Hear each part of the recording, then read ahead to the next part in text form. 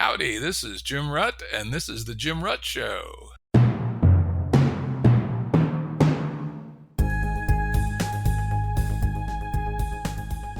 Listeners have asked us to provide pointers to some of the resources we talk about on the show.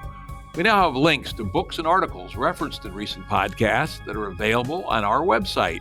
We also offer full transcripts. Go to jimruttshow.com. That's jimruttshow.com.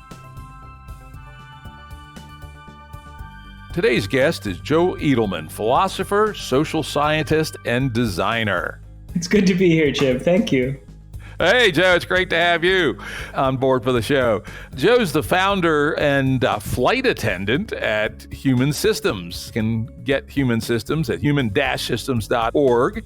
Human Systems is a network for mentorship and research around one global challenge, redesigning social systems so as to better support meaningful lives and human values. Human Systems is a network for mentorship and research. That gets to some of the meat of the deepest issues of our time. Let's start with what you mean by meaningful lives. There's been a lot of talk recently in circles I travel in about a meaning crisis. I'm not quite sure truly what that means. So, I'm going to open it up to you. What is a meaningful life, and do you see a meaning crisis in modern life? Yeah, absolutely. So I think the question here is, what are the atoms of meaning? And what are the atoms of life meaning? And I think that they're values.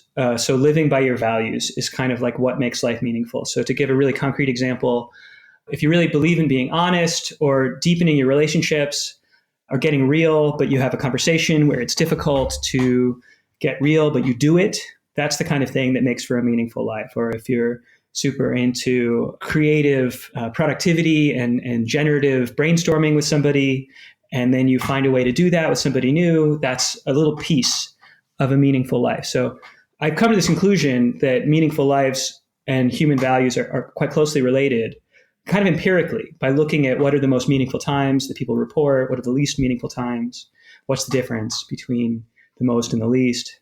And I've come to this conclusion that it has a lot to do with a person's values.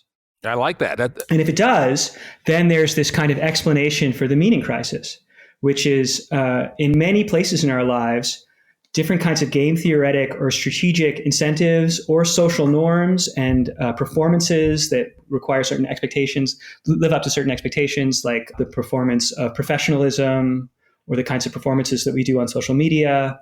These are crowding out situations where we live by values. So we approach a situation, and because of the strategic incentives of the situation or because of the norms that impose on the situation, our values are no longer kind of top of mind because there's some more pressing concern.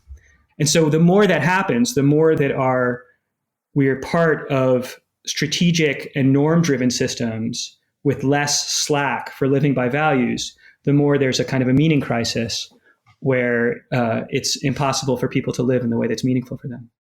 I like that a lot because it's quite simple.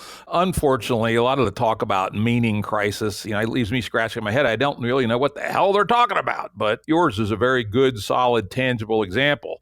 In a lot of your work you've done for a long time, even way back yonder in the early Game B days, you always stress the importance of values.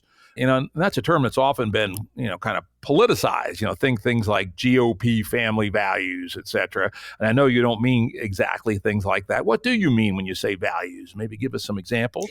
Yeah, sure. So I think there's a difference between what I mean by values is a kind of heuristic that we use to interact improvisationally in a way that we've decided is part of the good life or is what's meaningful to us. So the examples I gave before about creatively riffing with somebody or being honest are good examples of values. Something I specifically don't mean by values are the things that I cover with terms like social norms or ideological commitments.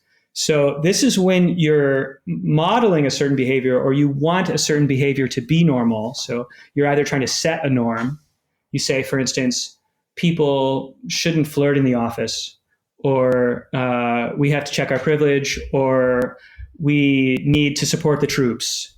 These are statements that are not really about me improvising in the moment, making my social interactions and decisions for myself in a way that's meaningful to me. They're kind of ideologies that I'm battling for. I'm saying that a space out there in public should be different. It should be one where our troops are supported, or one where, and you can do that with honesty, for instance, too. You can say, oh, we should all be honest. This is a space where we demand honesty. And that's a situation where you're turning honesty and it's no longer acting as a personal value, it's acting as an ideological commitment. And so this is, I think, the missing distinction. If you can separate out the ideological commitments, some of which are quite reasonable, like it makes sense for us to discuss what's normal in a space, like whether it's okay to flirt in the office. It's totally cool to have those conversations, but they're not the same as values. And it's the same with many of the larger banners that we're fighting in our society, like support our troops, make America great again, fight the patriarchy. All of these are maybe necessary conversations to have, but they're not exactly the same as what I mean by values. And they're not what makes an individual life meaningful. You used the expression, we have decided about values. So I want to tease that apart. To what degree are values truly personal, or to what degree are they a consensus that arises amongst a community of interaction? Values have a social life. It's just different than the social life of social norms or ideological commitments. But all of them are, I don't know, you could say socially constructed, or they have some kind of epidemiology where they spread through a population. So I don't mean that they just like arise spontaneously inside of an individual human soul. But values spread by things like admiration, inspiration, appreciation. So you see somebody who's curious in a way that you want to be, and it shows you how to improvise in a different way, the way that they do. You see how they do it, and it feels meaningful when you see them do it, and then you try doing it yourself, and it feels meaningful when you do it yourself. And so this is how we learn from role models, mentors, things like that.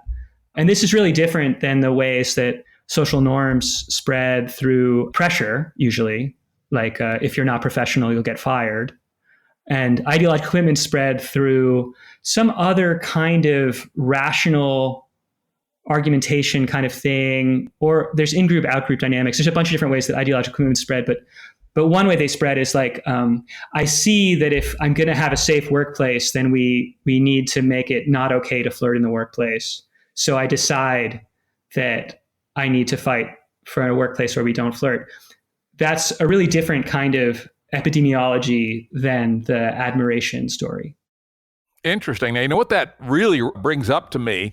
Tell me if I'm right or wrong here, but your definition of values strikes me as very similar to the traditional category known as character. If we go back to Aristotle, who calls excellence of character a very important way in which we organize society. Could you maybe tease apart any distinction if there is, or if there isn't, say, hey, yeah, they're the same thing? They're very close to the same thing. I think the Greeks were less confused about values than we are. I think the medieval church was probably in the West, got people really confused between norms and values because it was kind of interested in confusing those two categories. But before that, like the Greeks and even Aquinas, earlier thinkers and philosophers were kind of clear about this category, which includes, I call it values. This is a very broad term. Slightly narrower terms are virtues, character, but those are maybe subsets. When Aristotle was talking about character, he meant something that's closer to what I might call moral values. But unfortunately, in medieval times, in sense, and Enlightenment times, the term moral also got mixed up with social norms. So it's really hard to like take the Greek terminology and map it clearly to the present, because there have been so many layers of confusion in between them and us. But I think that one thing the Greeks had more right, and you can see this in Plato's Symposium, for instance, is that they didn't make so much of a distinction between what we might call moral values and what we might call aesthetic values, at least in terms of a life well lived. If you look at Plato's Symposium, you have a bunch of Greeks arguing about what makes, they're kind of they have an equivalence between what makes a beautiful life, what makes a good life, what makes a true life. And so if character does this spread, like if it includes both the aesthetic and the moral, then it's, yes, very close to what I would call values. I like it. And of course, since Aristotle, we've had things like, we might call them systems of character. One that seems to be kind of in the upswing right now is Stoicism. Do you have any view on those kinds of what I might call packages of values or packages of character? Are they useful? Yeah, absolutely. I think, well, so one thing that's true about values is they're kind of multivalent, or you can explore, like if you make a root decision, like am I going to be monogamous or polyamorous or something, then there's a bunch of different values that you might discover in each direction. So people kind of diverge or explore a complex space of different sets of values that work together. In business, there's a set of values that go with ruthlessness and a different set of values that go with collaboration. And so some people end up in one subtree, some people end up in another subtree. And so maybe that's one way to think about what Stoicism or even certain branches of Christianity are, is explorations of a coherent subtree. Yep, that's a good thought. And I think the fact that there are differences is really important, and something that our current society seems to be having more and more difficulty dealing with. You know, from one of your class descriptions, which I pulled off online, you said being meaning first involves getting a grip on others' values, which might be very different from yours. So it sounds like, you know, you're well aware of and a supporter of the idea of pluralism. Could you talk a little bit about that? And why does it that we seem to be having such a hard time with accepting the fact that other people's values might be different from ours? I think it comes down to this distinction I was making earlier between ideological commitments or social norms and values. So one thing we've seen over the last 100, 150 years is a collapse in the fractal nature and the number of social spaces. So it used to be that you had all these different churches and families and not really much visibility into the other kinds of things. And there have been kind of two trends there. One is a flattening, where we go as like all of society has been flattening into kind of the government takes care of the individual. So there's kind of two layers. There's like the social safety net and the individuals. And there's less of these intermediate social fabric of different kinds of religious groups and congregations and communities and so on. This has been collapsing some. And then also there's social networking, things like that. There's been this kind of like panopticon effect of modern media. And so these make the areas that are governed by ideological movements and social norms much bigger. Like, if everybody's watching the same comedians, then it's really important what standards we hold them to, and that we all agree and have the same standards and assert these standards, so that, you know, the one thing that we're all deciding, whether there's a social safety net or whether the comedian behavior is okay, you know, we have the idea that there's one social space and that we all have to decide what's right in it. We don't really have this idea with values. If you're capable of making this distinction between ideological commitments and values, then it's fine for someone else to find something else that's like personally meaningful. Like, you want to be really honest and they want to be really creative. That's fine. There's no problem there. And you can both make spaces for you to each of you to pursue your values. So I think once you get clear on this distinction, then this problem gets a lot less severe, and pluralism is just obviously the right answer.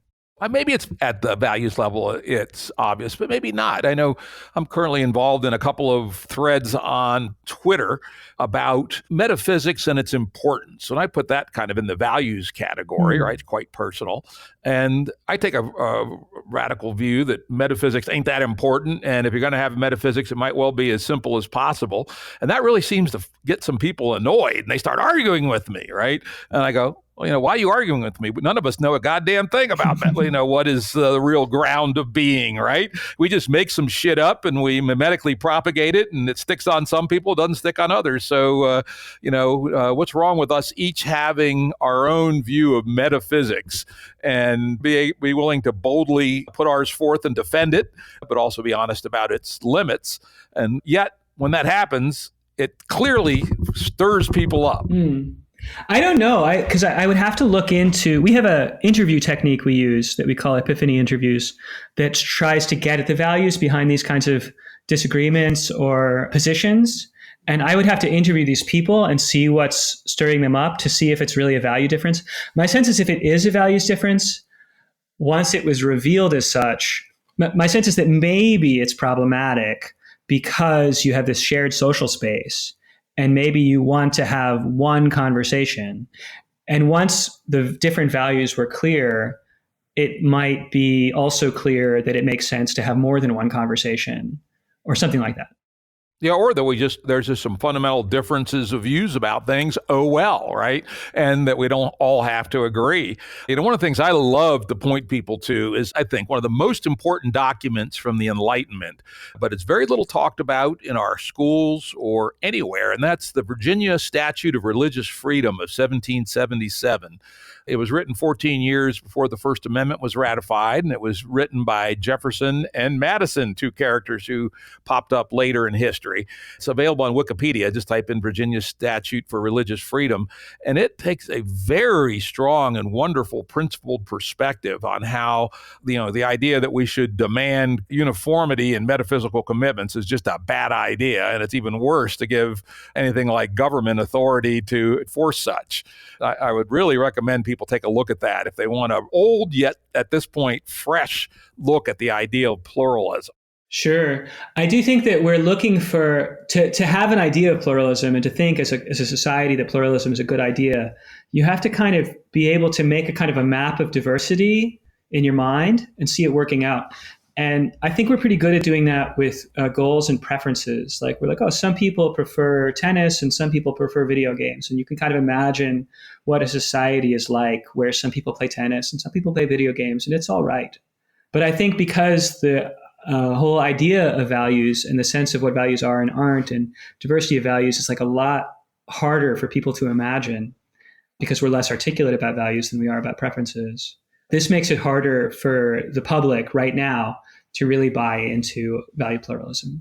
Yeah, that might be useful, for us all to, try to propagate your distinction that these things that you call values are distinct from social norms, and let us have a conversation about those values, because people don't generally have a conversation of things at that level. Yeah. I think that might be part of the issue. And I will also say, when I talk about pluralism, I also warn, that infinite pluralism or infinite diversity ain't a good thing, right? And one of the things I find most annoying about our current world is that people use the word diversity as if it's a monotonical increasing good. More diversity is good.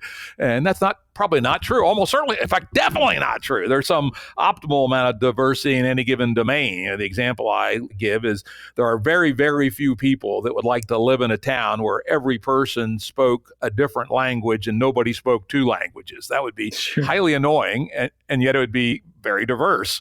And so I have been trying to push forth the idea of something I call coherent pluralism, which is to tune some coherence and some pluralism. So there's a few things we agree on, maybe honesty and good faith, and maybe it's a few more than that, and that we have pluralism in other dimensions. Same would be true in the neighborhood. Maybe we have 300 languages spoken, but it'd be great if there was one language that we all spoke. And so, thinking about the tension between coherence and pluralism is also something that at least strikes me as making sense and might apply to your values level. Yeah, well, I think actually this ideological commitments or social norms versus values thing maps pretty well onto your coherence versus diversity thing.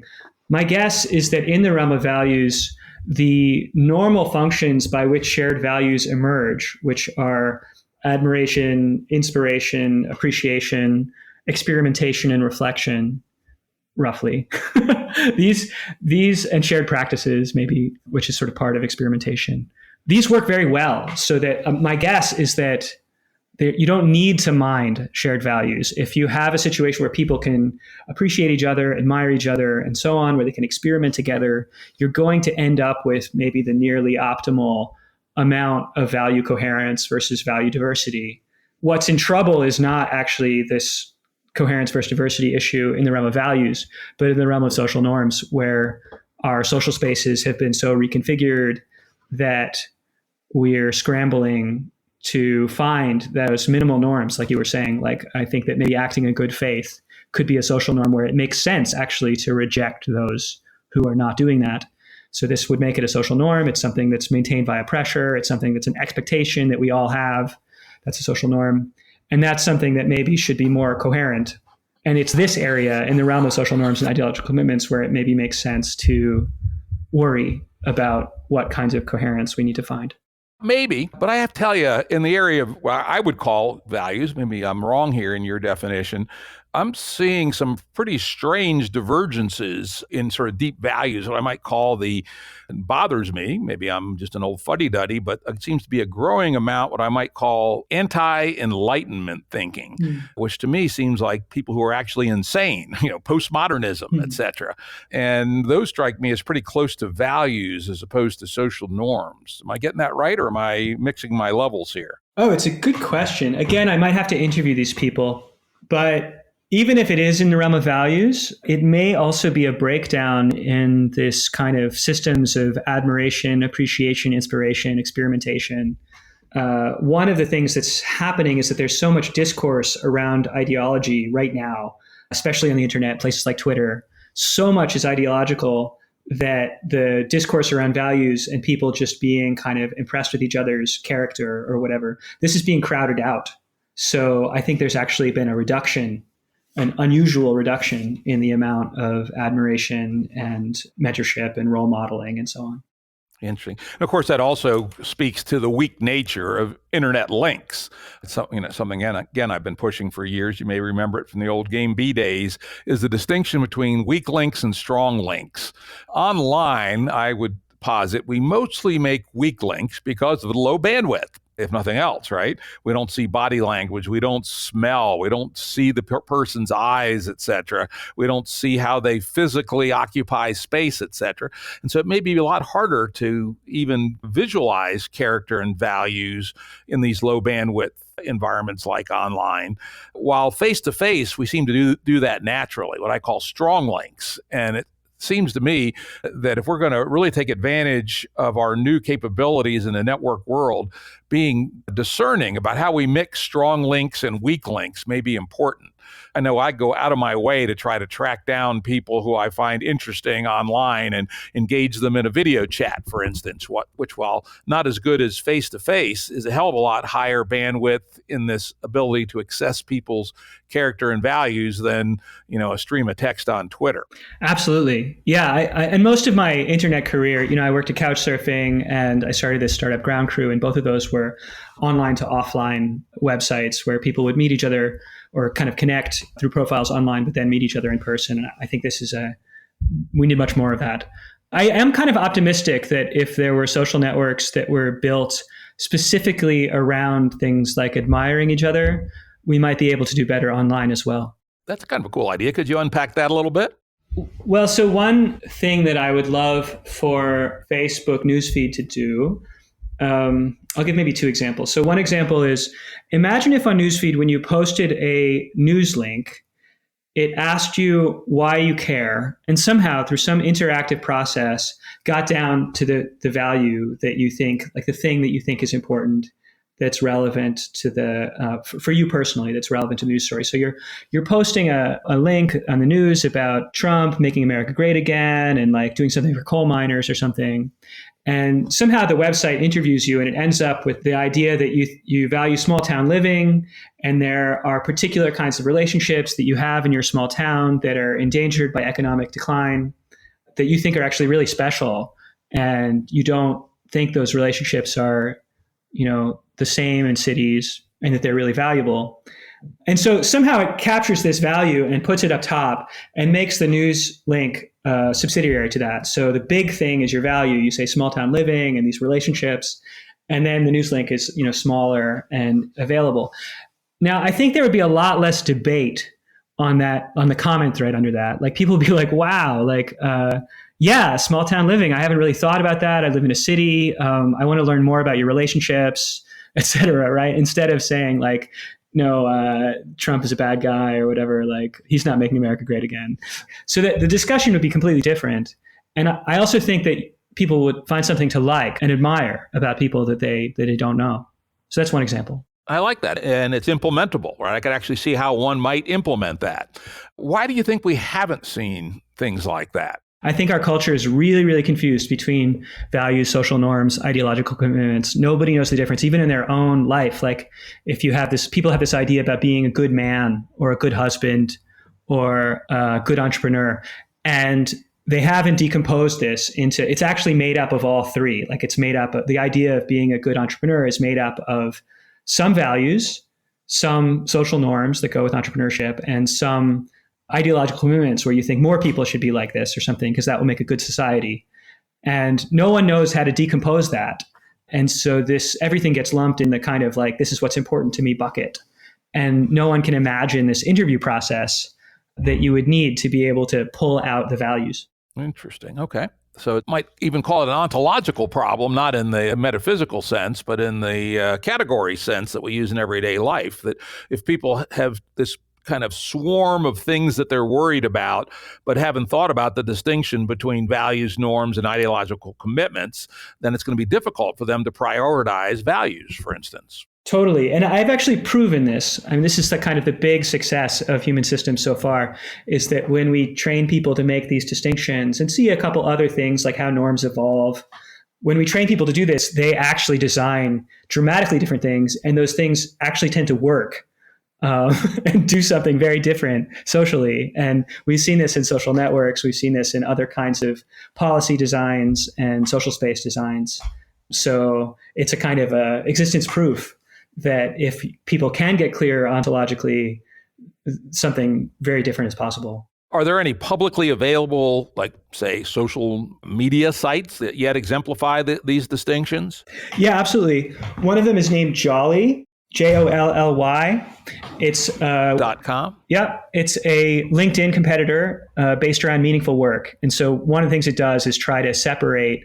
It does this kind of interview process to figure out what your work-related values, where if you can work in a place where those values are supported and not suppressed, you'll do well. Figures out what your work-related values are. And to do that, it needs to separate out your ideological commitments and norms. It needs to separate out how you think you should be, like you should be professional, or how you think workplaces should be, and focus just in on the values. And then it does a kind of a workplace matching search, marketplace thing with employers around those values. So that's one example. We have several different startups, social startups that have gone through our program. Very cool. We'll put a link to those on our episode page so people can take a look at them. We've talked a lot about values, and we've talked in passing about norms and ideological commitments. Could you tease out norms and ideological commitments, how they differ from values and from each other? Mm-hmm. Yeah, so norms and ideological commitments are kind of two sides of the same coin. Something that seems to be part of human nature is that we battle for what's okay in a space. So, it's okay to go to work naked. No. And this is unless you work at a nudist colony, right? If you work at a nudist colony, it'd be okay. Yeah, exactly. So there's this kind of like almost imaginary read-write list of what's okay and what's not okay in every single social space we're in, like whether it's an intimate marriage or whether it's a workplace or the street or the sidewalk. It's almost like there's this, imaginary shared list that everybody can see to different resolutions, and then we all keep track of, and it's just part of our machinery. And this is not really about what's meaningful to us. There's a whole bunch of more or less strategic concerns that go into the formation of norms. So you can imagine that you work at a place which does stand-up meetings first thing in the day. A norm that will arise in this kind of workplace is getting right to the point, right? Because it wastes everybody's time if you're doing this stand-up meeting and somebody's like going on and on and on and not really getting to the point of their concern or whatever, right? So this doesn't say anything about what's meaningful to people. It doesn't say, oh, it's really meaningful to get to the point or something. But people will develop an ideological commitment to getting to the point because there's a big social cost to not doing it. And they'll feel a pressure to get to the point, which is the social norm part, coming from the other people. So you see that it's really just like whether I call it an ideological commitment or a social norm is just about whether I'm trying to set an expectation or meet an expectation. Either way, the expectation is this kind of thing that's in the space and that we sometimes fight over because sometimes there's differing incentives for different people. Norms evolve through a relatively robust mechanism in all sorts of different kinds of situations based on the structure of the situation. When driving, we have a norm of either everybody has to drive on the right side, or in the UK, everybody has to drive on the left side. But this kind of social negotiation gets set up because there's really high costs for not setting it up. And social norms and ideological commitments generally work in that way. Yeah, I could see how the norms part works. Like, very interesting example. And when you and I both sat in enough business meetings to know that there is this tension where people want airtime, right? Somehow in the business world, people think the more airtime they have in meetings, the more important they are. Of course, they don't realize if they're a fucking idiot, all they're doing is advertising that fact to the world. But nonetheless, there is that tension. Well, on the other side, there's a community interest in keeping airtime as short as is reasonable to get the core of the ideas across. And so we're going to have this dynamic group versus individual misalignment, I guess I would say. And that norms, I would say, are a dynamic equilibrium between those two. Sure. Yeah. I don't think that only a very powerless person is completely obeying the norms that have been written into their social environment. Everybody's trying to calculate how much they need to obey the norms and how much freedom they can give themselves to live by other strategic incentives they have or to live by their values. We only really get to live by our values when neither norms nor other strategic incentives are operating really strongly on us. Yeah. Well, is that right? Or are they operating at different levels in which, that working within the norms you can do without violating your values? Or is there a natural tension between the two? I think there's a tension. I think that you can say that, I guess what I think is that values are, although this is getting pretty esoteric and I'm not really committed to these views, values are all we really care about in the long run. Values is what makes for a meaningful life. But we do some kinds of trade-offs about, well, if I don't really live by my values at work, then I'll continue to work there, I'll get paid, and I'll be able to feed my family. And so this is another way that I get to live by my values. So it's worth it to sacrifice my values over here to be able to live by my values over here. And so values are all that matters kind of at the end of the day, but in the middle of the day, we're constantly making trade-offs of values against our values and for social norms like professionalism at work or strategic incentives like making a promotion. Yeah.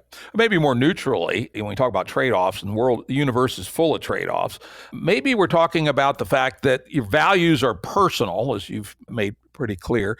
But in any multi-person system, there's going to be inevitably coordination issues, right? In the example we talked about earlier, that maybe my value is I want to be really open and really share everything that's inside my head, so that would lead you to being highly garrulous and going into, 7 levels of meaning on every topic.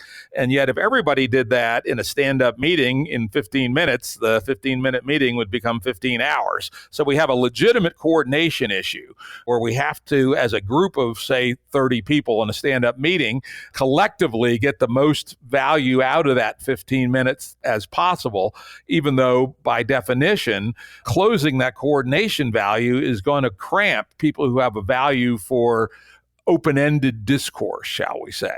Sure. Yeah, exactly. That's what I believe. I believe that norms in general always evolve because of coordination problems, exactly like the ones you said. And one of the other big mistakes we're making as a culture is missing that. And this is also something that we teach. You can't just make up a norm about, let's say, gender roles or something. You can't just arbitrarily decide what kind of norm you wish, how everybody should behave, and then enforce it. You have to understand what coordination problem the norm is there to solve, and then find maybe a new set of norms, but a set of norms that actually addresses the underlying coordination problem. Otherwise, you're just starting a war that's doomed to fail.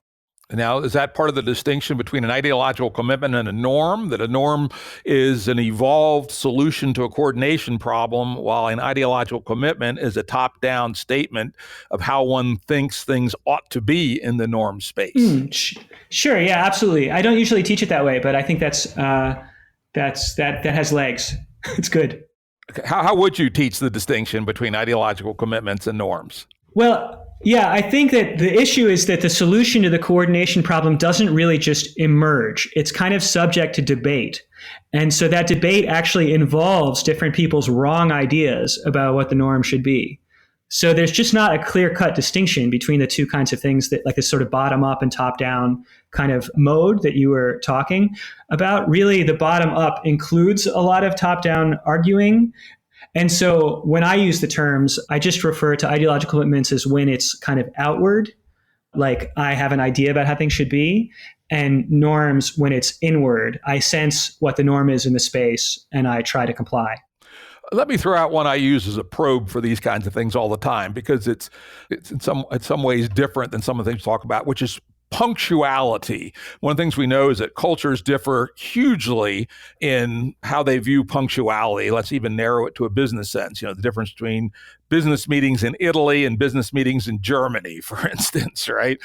How would you place punctuality in the space of norms versus ideology? If you're in either of these countries, it's probably just a norm in most of the spaces that you're involved in. And we could even say that there's multiple solutions to this coordination problem, and they have different trade-offs, and these different countries have settled on different areas in the solution space and thus different norms. But if you have the idea, let's say you grew up in Germany and you go to the US or something, and you have the idea that it would be better in the second country if things were like the first country, then you're maybe trying to spread an ideological commitment to punctuality. And if you actually try to find some way to do that in a position of power, like let's say you take over a company and you say that there'll be this payroll penalty for people who are late, then you actually may be in a situation where you're changing the norms in that country or in that area. Otherwise, it stays, I would just call it an ideological commitment. Okay, that's interesting. Yeah, one of the startups I did, it was extremely fast startup. We went from 0 to 100 people in like 6 months, and very early on, I did exactly that. It's interesting. We did do a equivalent of a stand-up. We had a different name for it and a little different format.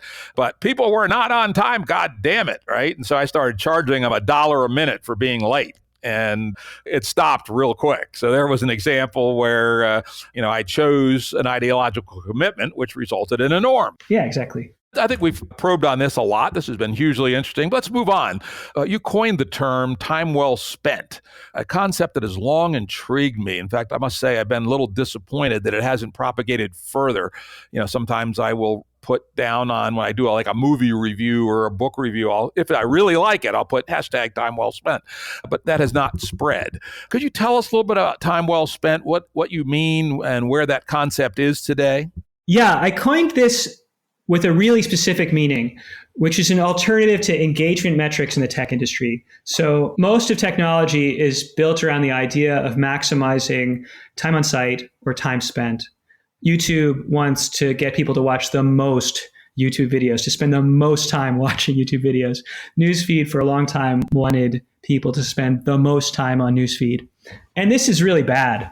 Creates a lot of negative externalities and a war for people's attention, which is ruthless, and creates a lot of regret because people regret if they're manipulated into spending the most time they can on a site, they regret a lot of the time that they spent. And so in 2016, I wanted to show the tech industry what else they could measure and what else they could count as success instead of time spent that would create a better ecosystem. And so I coined time well spent to be this other metric, a number that matches roughly the amount of time that people feel was on the margin a great use of their time on Newsfeed or YouTube or whatever. And so this you can also measure with surveys, by interviewing someone about what they did yesterday and saying, you spent this much time doing this, was that a better use of your time than everything else you could have been doing at that time? And maybe even helping them think about other things that they could have been doing with that time. And if they say, holy shit, yes, that was the best thing I could be doing, then you count that towards the number. So I gave a talk called Is Anything Worth Maximizing in 2016, and that showed how to calculate this number, what to do with the surveys.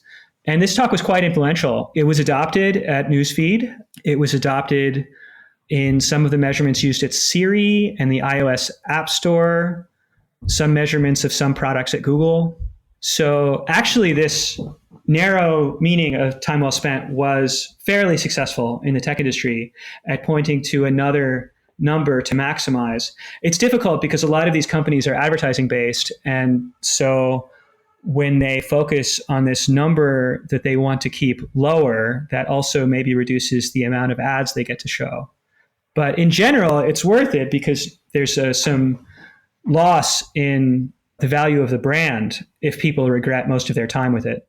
Yep, yeah, it's interesting, but it may also have helped the tech companies if it became a more general human tag, time well spent. This was actually time well spent. So all you listeners out there, if you see things you like, review books, talk about going to restaurants or seeing shows, if you really do think it was about the best way you could have spent the time, give it the hashtag, time well spent. Let's see if this thing can break out of the technosphere and out into the popular sphere. You like that idea, or is that a bad idea? I like it, but I think that one thing that I was missing in that 2016 talk was this analysis at the level of values and getting into the details of how people want to live. Because I think it's actually pretty hard for a lot of people to do all of that accounting themselves and to decide what is time well spent for them and what's not. Some people who are like right at the edge of a meaningful life, their life is some days very meaningful and some days they get stuck on YouTube and it's not. Those people will have a pretty easy time deciding what deserves the time well spent tag.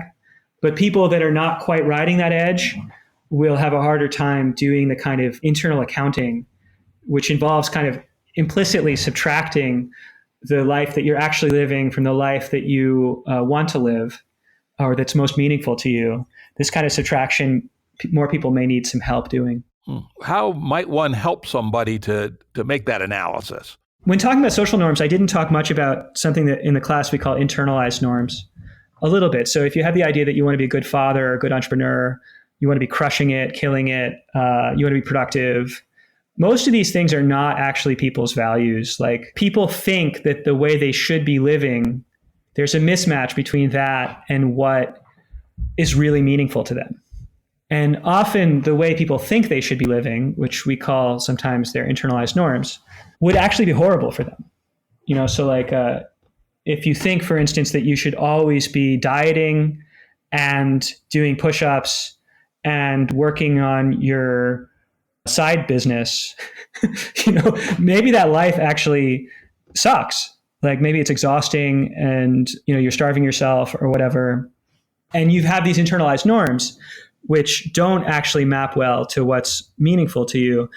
And so unless there's some kind of interview process or someone helps you figure out, well, what's actually meaningful to you? Was watching this YouTube actually meaningful to you? Or was it like just an example of you kind of performing for yourself, something about finally being productive? Unless somebody can learn to kind of tease those apart, the algorithm or the hashtag or whatever is going to kind of map to the wrong things in some portion of the population that has strong internalized norms.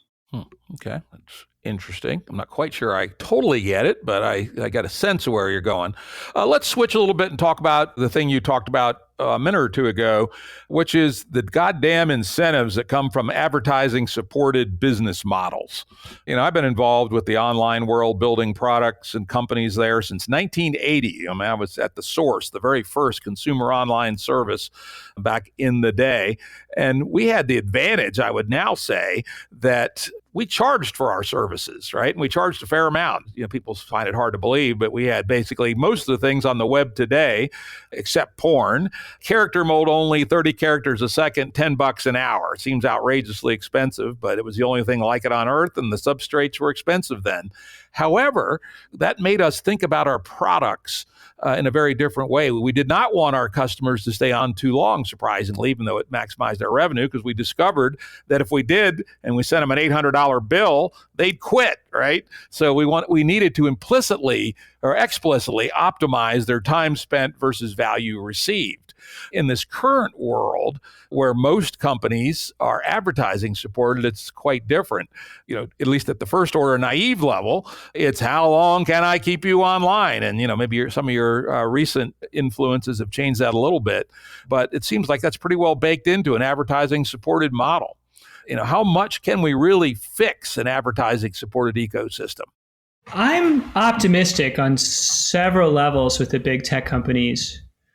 Well, first, let me talk about some of the difficulties. So I think that one of the main reasons why there is so much ad-supported tech and social networking especially is because there is a very strong social benefit in the network effects of having like the developing world or the third world on the same platform as the first world and having kind of one social network especially in areas like LinkedIn or when Facebook had graph search, when it's possible to kind of find introductions between people and stuff.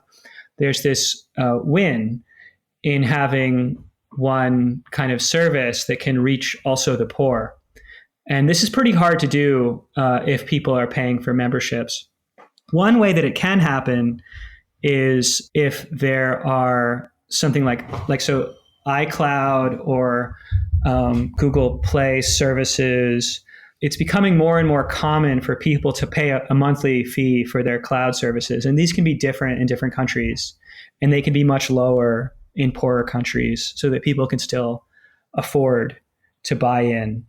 And so one optimistic transition is from advertising revenues to kind of service fee monthly revenues that are different country to country. Another promising one is to change the way ads work. So right now, ads are mostly like conversion is enough to get the ad money.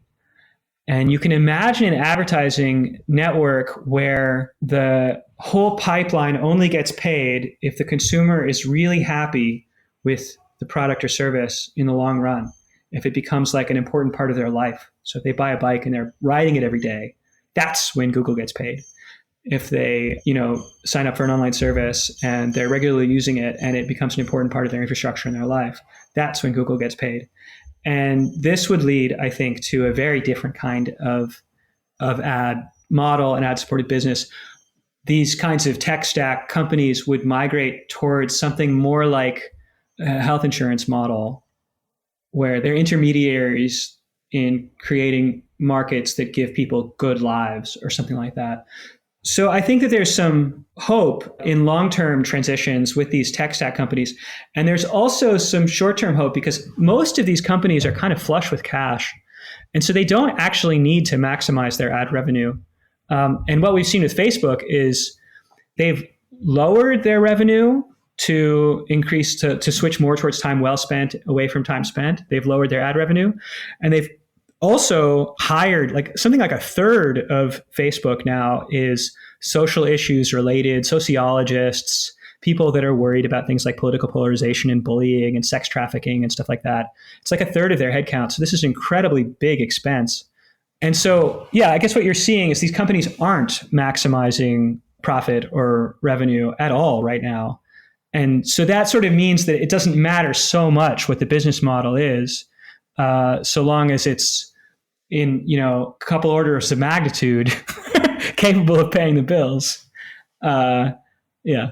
I don't know if that's true, because we do know that, the stock price of a company is the present discounted value of its future cash flows. And I would be quite surprised if even Zuck, who has total control of his company, doesn't pay some attention to his stock price, which is by definition the integral of his future cash flows discounted by some reasonable discount rate.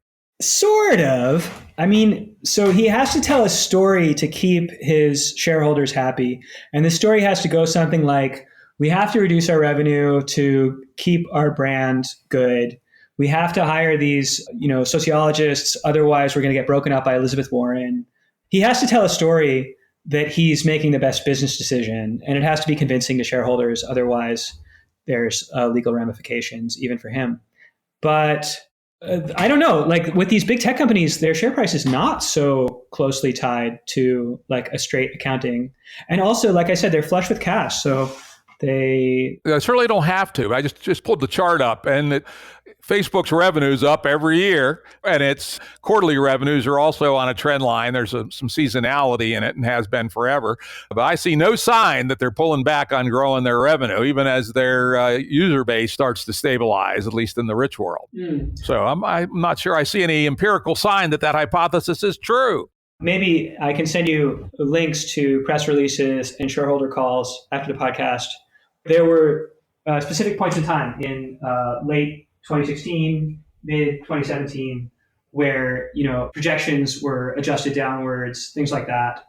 They have a lot of control. One of the advantages that Facebook has, Google has the same kind of thing, is there's a lot of knobs that they can tweak to change how much money they make every quarter. just by inserting, slightly more ads on the newsfeed. Exactly. And so they can kind of cover up losses in one area with gains in another.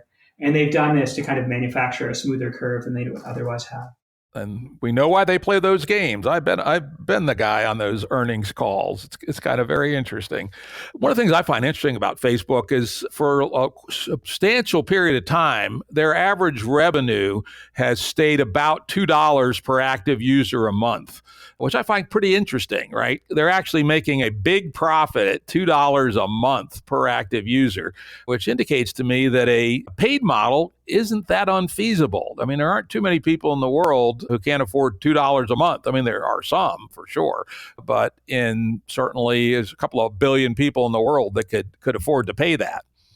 And we have all these complaints about Facebook, many of which or all of which would go away if there were no advertising and time online supported incentives. And for $2, we could be out of that.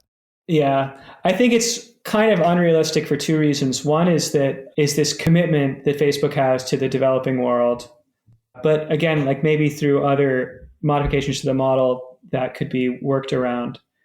They are looking at a couple different, so they have a payments revenue model growing through Messenger and this thing Libra that they launched. And they have a kind of e-commerce thing called Marketplace. And these things are kind of slowly growing with the possibility that at some point they disrupt the main advertising business model. But the other thing is that people at Facebook are convinced that a lot of their ad business is beneficial. A lot of it is, small businesses that are connecting with communities of consumers that wouldn't find otherwise or whatever. I think the interesting question is maybe just not like what other business models should Facebook have, but how can you address those benefits in the developing world with regard to the benefits of advertising? Can you do that in a way that doesn't have any of the drawbacks that the current setup has? And I'm optimistic in that area. And the solution to that might be called advertising, or it might be something that's so different from advertising that we wouldn't call it the same thing, but it's still some kind of discovery process of businesses and things like that. Yeah, and it is a good point that, say Facebook advertising is actually really good for certain kinds of small businesses. And the time I got deepest into Facebook advertising was Facebook came on after I'd retired from business, so I never had to deal with it in my own businesses.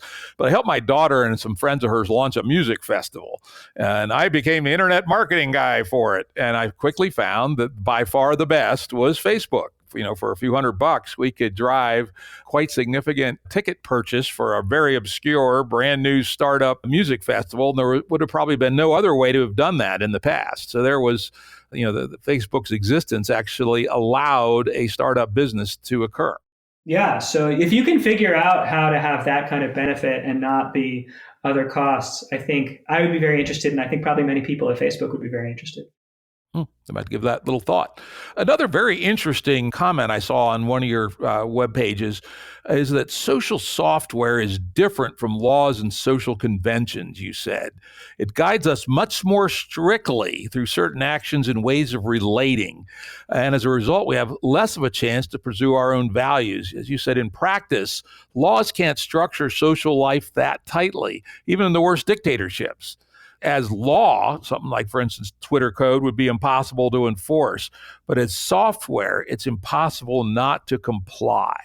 I don't know why I never had that thought before, but I loved reading that. And that is so very true. Could you say a little bit about that? Sure. Although I think you kind of, that was the best quote. Yeah, I think this is a characteristic of how we've learned to design social software now. And I hope that it will change.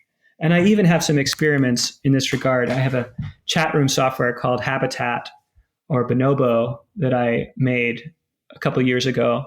That's a chat room that you can change the rules in it in. So you can say, like, I don't know if some of your listeners might remember IRC or Slack has the same kind of thing. There's these slash commands where you type a / and then the message that you write has like a special meaning.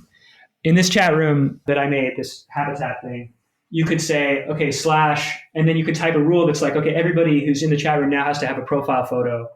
And then you could do a different / command and say something like, people can only talk to each other once they've liked each other's profile photos.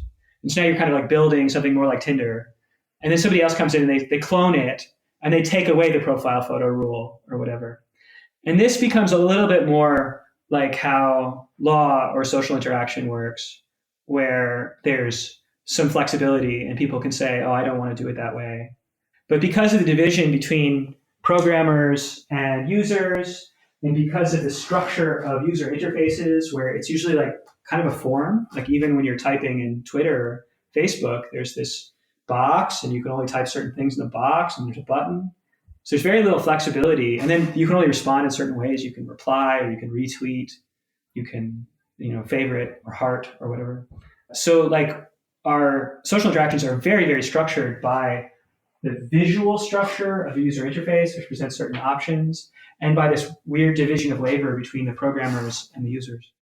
Yeah, that's interesting. I've, for instance, thought about some law-like features that might be available that kind of reminded me of that, which is, for instance, one of the problems we see on some of these social media platforms or things closely related to social media is that people hog the bandwidth. You'll see one person just posting over and over and over again. I always thought it would be cool to have a thread posting regulator. So if I start a thread, I can say, okay, we have a rule on this thread that no one can post more than twice a day.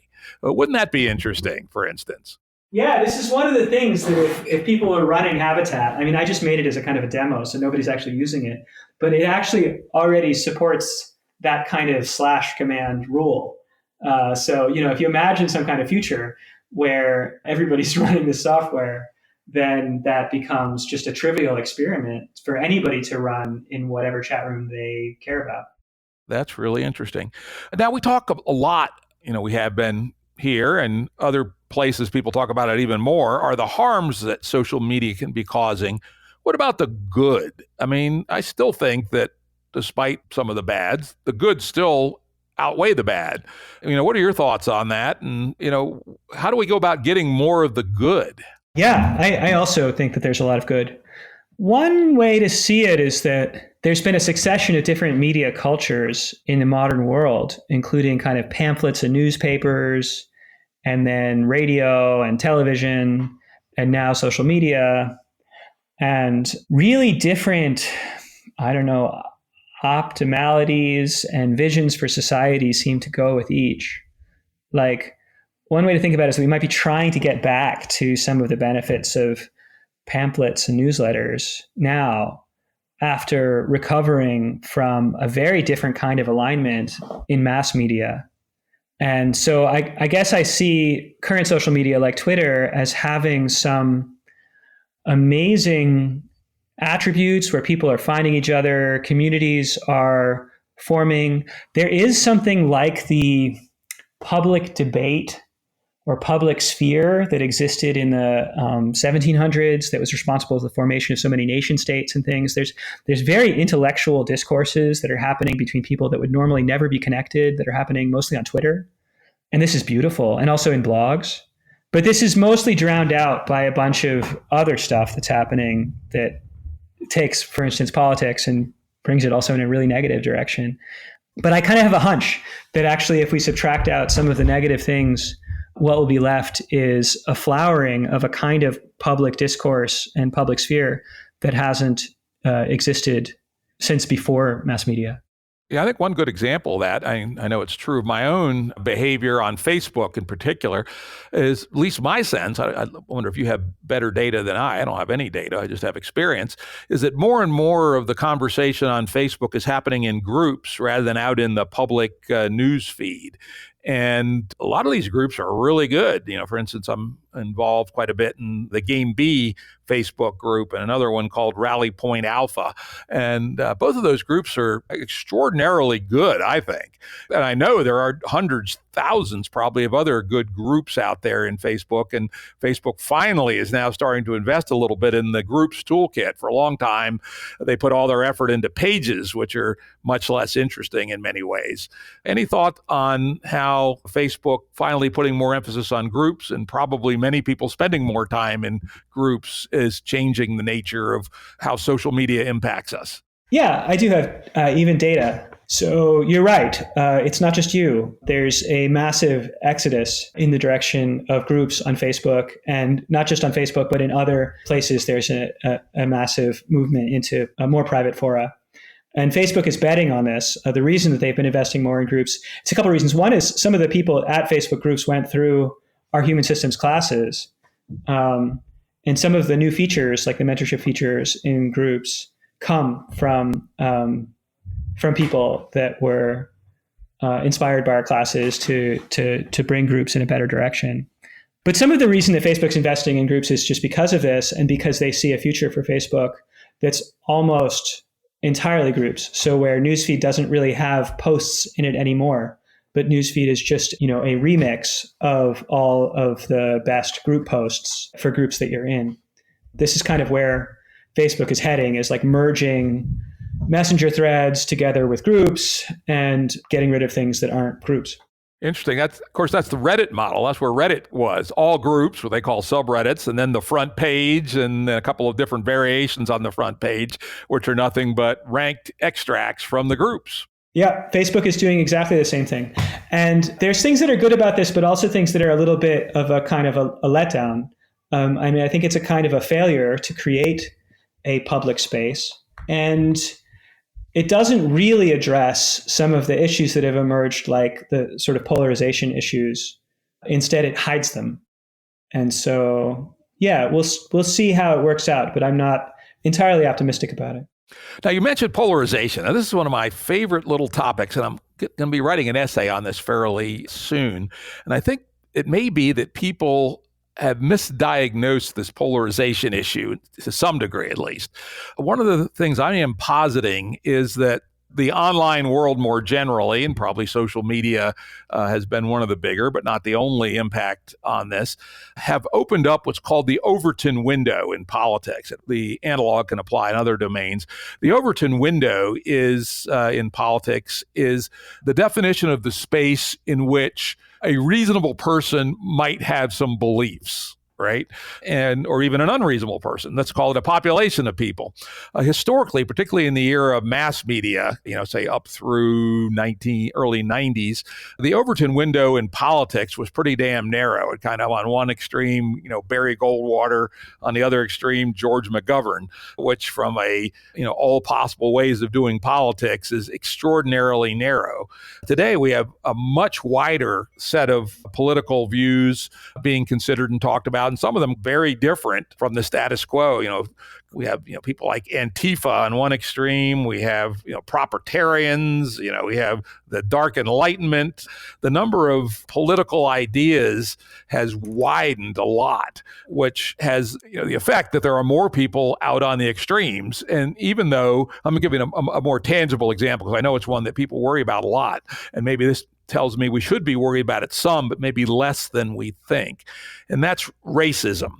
If you look at the General Social Science Survey, which is a beautiful study that's been going on for 40 years, by any reasonable measure, racism has been declining in our society at a quite steady rate for the last 40 or 50 years and continues to do so. So we probably have less racists in our society this year than we did last.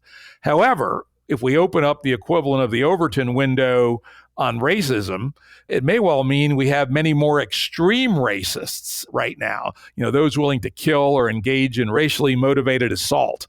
So this broad tendency of the network meme space to open up the range of beliefs means that we can have both more extreme racists. At the same time, we have less total racists. And I think this mechanism is happening in many domains. Yeah, absolutely. I guess the way I think of it is that the Overton window is a mass media concept which doesn't apply either before radio and television or after, when people can communicate in more small groups and peer-to-peer and so on. And so there were sort of two deeper issues that the mass media Overton window kind of structure served, which now that we don't have an Overton window, we have these open questions about how can we possibly do these things. One is political legitimization, and the other is social control. So there was a way in pre-radio and television, in the age of pamphlets and newspapers, there was not really an Overton window. There was a crazy mix of different views, from like Henry George to Marx to whatever, right? Like there's a huge range in what kinds of political views were being put forward. But there was a kind of a small elite, people like Thomas Jefferson and Thomas Paine and so on, that could pick and choose and present things as viable and have a kind of a public, showy conversation that reduced this huge range into something that could form the basis for, say, governmental changes. So now we're back in the situation where we have this huge range of discourse, but we no longer have this clear idea, this like small elite that can filter it all for us. And so one question is like, well, how would we do that now? And another question which comes up with this thing that you brought up about racism is about social control. Like one way to control a large population is to have them all watch the same things and get kind of the same culture through their eyeballs, through television and sitcoms and stuff like that. And if you no longer have these like 4 channels that are deciding what American culture is, we would need another way to do some kind of social control to make sure that we're not having these like bioterrorist cells or racist cells that could cause like a lot of problems for everyone. So yeah, I don't see it as like a wider Overton window. It's like the Overton window is just gone now. And that leaves us with certain problems because the Overton window was solving some of those problems and now it's not there. Yeah. Well, first, let me push back a little bit on the idea the Overton window is gone or that it didn't used to exist. I would suggest it's more useful to think that it's a curve, that its shape has changed. At any given time, there's always a central tendency, and the majority of people have a relatively narrow range of beliefs, and that's still true today, right? Most people's beliefs fall within the Goldwater to McGovern or maybe a little Ron Paul to Bernie Sanders window, but the tails have gotten much wider. And I think that's a more useful way to think about it rather than saying the Overton window has disappeared. It's just, but it was also true in 1970, right? The height of the mass media age. There were Trotskyists and there were American Nazis, right? In 1970, they were just a very much smaller number than they are now. So if we think about the Overton window as not a sharp window, but rather a curve drawn on a distribution, we can think about it as widening and the tails getting thicker in our current time. I think that's a much more useful way to think about that. Maybe. I don't know. I think to really go into this, which we probably shouldn't do right now, we would have to look at times outside of America and times in the more distant past. Look at like, the variation of political beliefs in 15th century Italy and Spain and France or something. And was there any kind of force that was creating a kind of a bell shape or something? Was there any kind of unifying, overarching structure? My sense is that before there was mass media, there wasn't much there to do this shaping function. Well, there was the Catholic Church, of course, and it had a big impact on what discourse was considered reasonable and what wasn't, including in the political realm. For instance, until the Catholic Church lost its power in the Reformation, there were no absolute monarchs in Europe. The monarchy was constrained by the rules of the Catholic Church, essentially. But anyway, that's neither here nor there. Let me address your second point, which is, what will take the place of Walter Cronkite, I think, to make a short form version of that. And I suggest it's already happening, and it's going to be fractal, which is there aren't going to be any single spokesman. Rather, they're going to be people who say things at various levels of scale. Let's look at this space, podcasting. Podcasting is now getting to be pretty damn powerful. At its highest end, guy like Joe Rogan has more listeners to his episode than the number one show on Fox News, right? And Joe, therefore, is a pretty interesting broadcast point to millions of people. And in podcast land, we have a curve, a small number of people in the millions, a larger but still not real large number of people in the hundreds of thousands. And then, you have sort of middling fish like me who have maybe 10,000 listeners, but growing. And then you have a huge tail of people that have, a few hundred to 1,000 listeners. And we influence each other, right?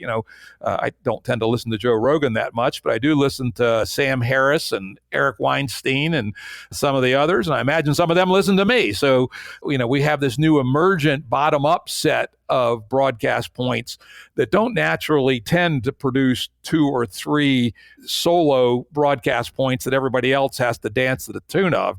Rather, we have a fractal structure with some having bigger audiences, some having smaller, but the information flows go both ways. Sure. Yeah. I mean, I think that's true.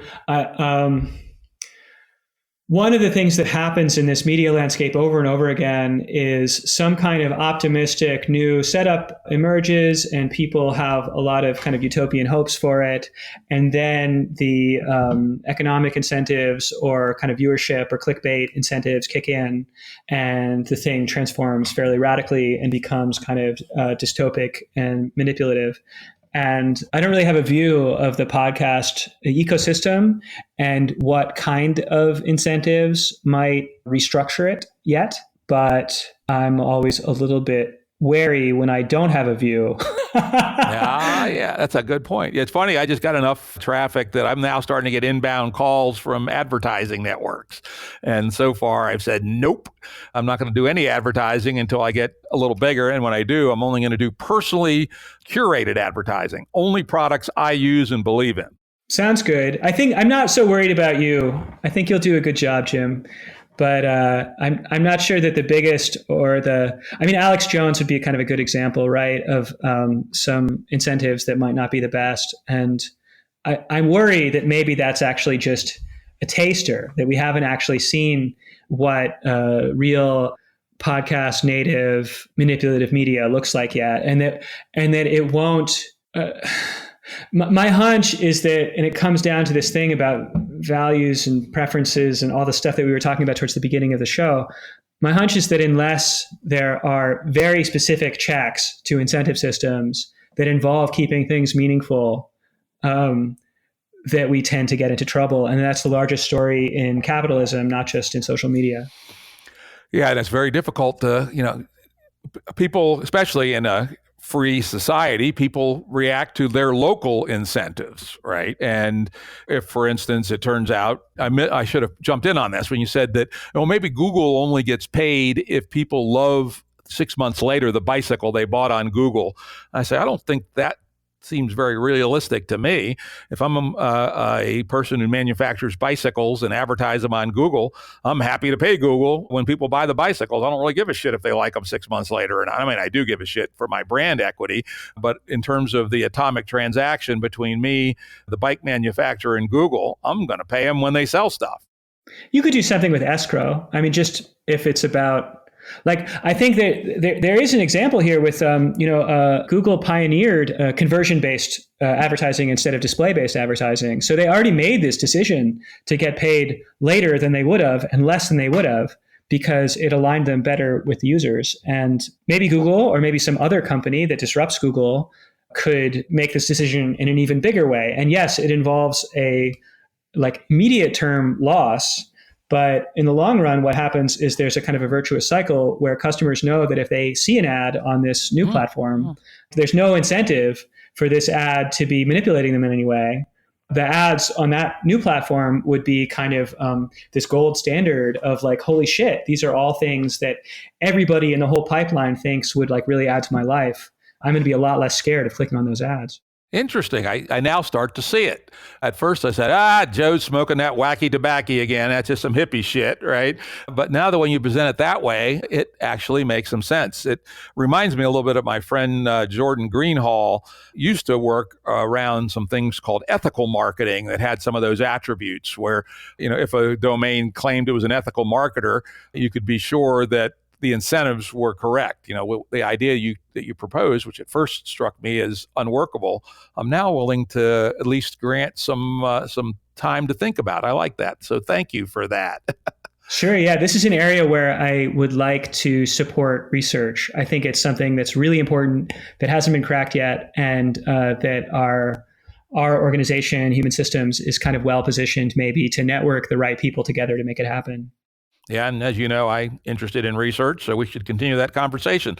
Unfortunately, we're almost out of time here. God damn, time flies when you're having a good time. I still have 2 pages worth of topics to talk about. Maybe we'll have to get you back on. But let's hit a couple of things before you go, if you got a few more minutes. Yeah, sure. A little thing, but it's the kind of thing that people in our audience are interested in, is I noticed that you use Notion software. Some of the pages that I read while I was researching for the show have been created in Notion. And I was recently tipped to Notion by a very interesting young man I had lunch with, and I've started using it a little bit. Are you still using Notion, and do you have good things, bad things, mixed things to say about it? Oh yeah, Notion is great. I think it's to some extent what the web should have been, in that it's a little closer to Xanadu and the kind of Ted Nelson, older web goals, Vannevar Bush, this kind of stuff. It's not. There's a lot of other things that it's missing that would be great. Some of the things, there's a competitor to Notion called Rome, has maybe some more of these older web features, but a little less visual polish. Yeah, I mean, Notion is a kind of a wiki, and it incorporates lightweight aspects of databases.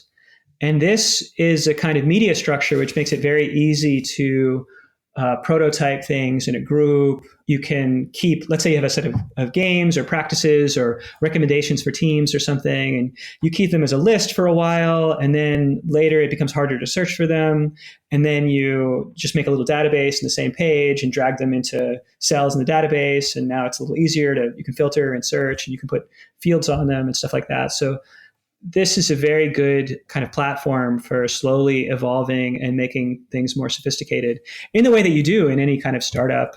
And it lets us collaborate with a large group of people, slowly making things more formal as we go.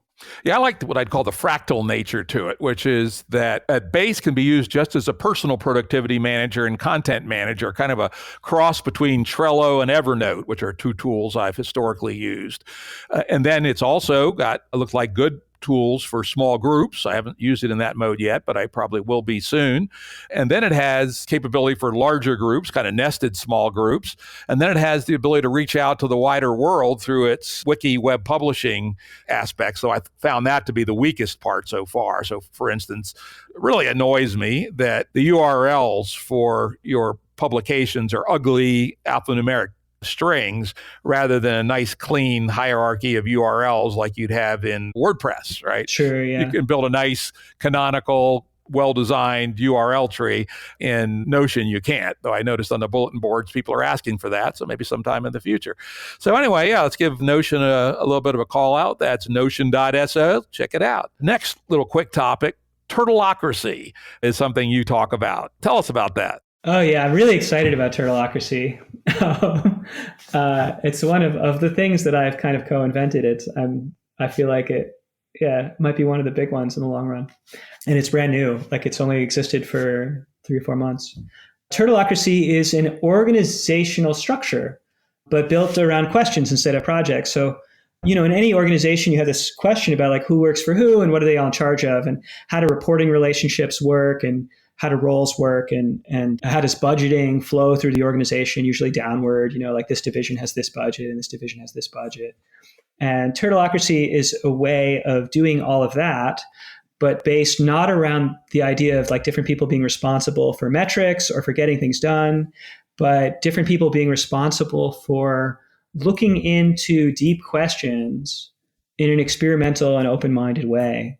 So it's kind of an org structure that's maybe especially relevant and maybe has been especially missing in areas like research labs. Like if you look at the history of Xerox PARC or Bell Labs, there's often almost like just a missing org structure or something, which is something like just find good people and resource them and hopefully they do good work. Without like a good way of everything that's important in that recipe is kind of left to the reader as an exercise. Like, how do you find the good people? Yeah. How much resources do you give them? Like all of this is just kind of hand waved away.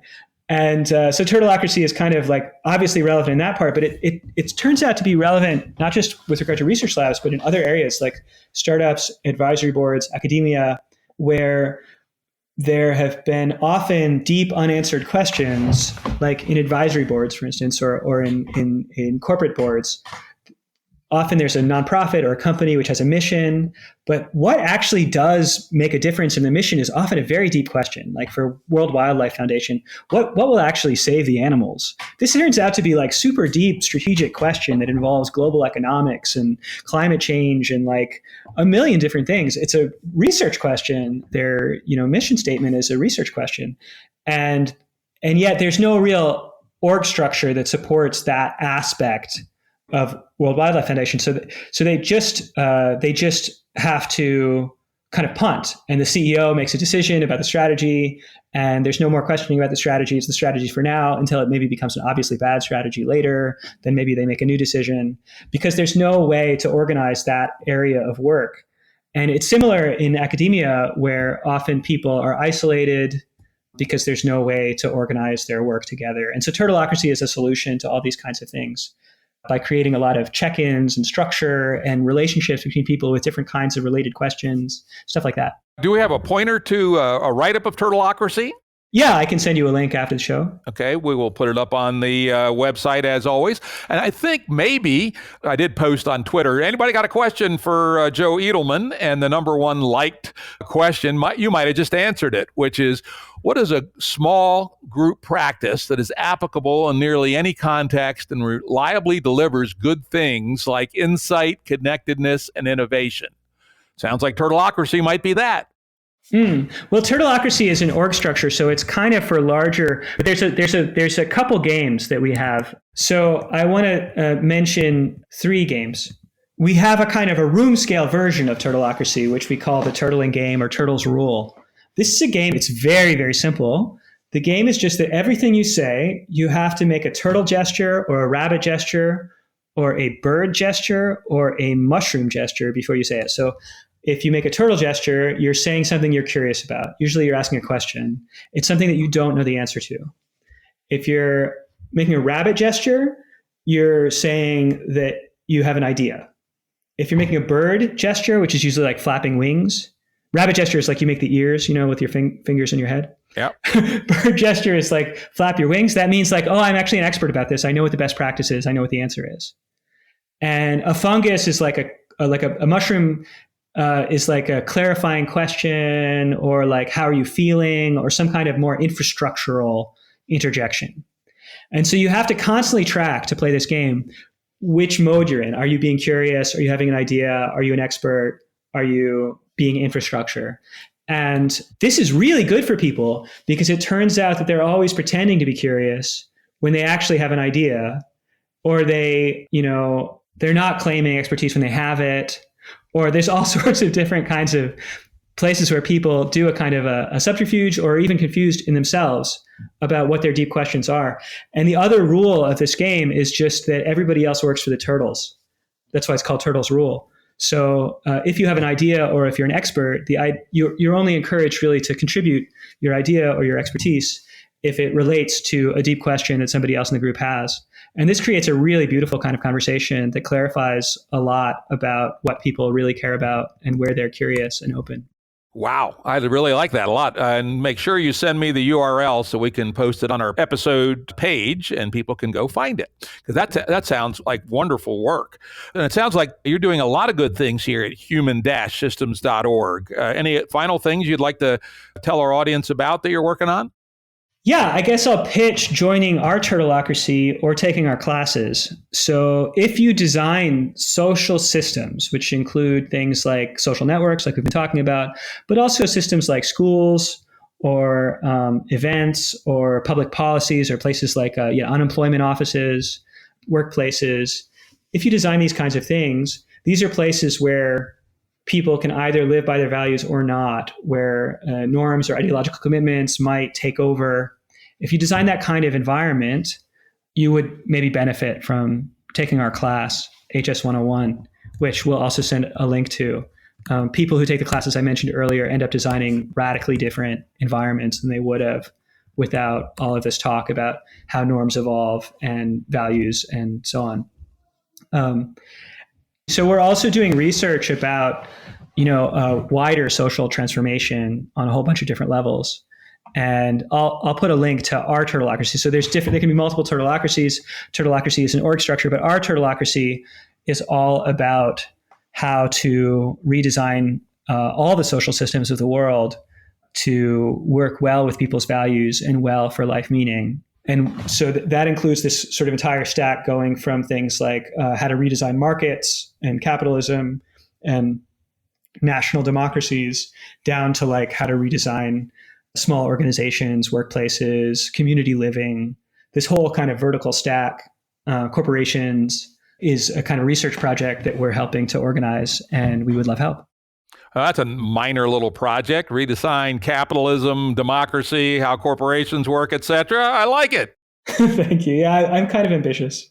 I love it. Well, thank you, Joe. This has been an amazingly good and deep and wide-ranging conversation. I definitely over-guessed how many topics we'd get to because they were so interesting. We spent a lot of time on each one. I'd love to have you back on another time to talk about some of these other things on my list, but this has been great, and I certainly encourage people to check out these links. Cool. Yeah, it's been really fun. Thanks, Jim. Production services and audio editing by Jared Janes Consulting. Music by Tom Muller at modernspacemusic.com.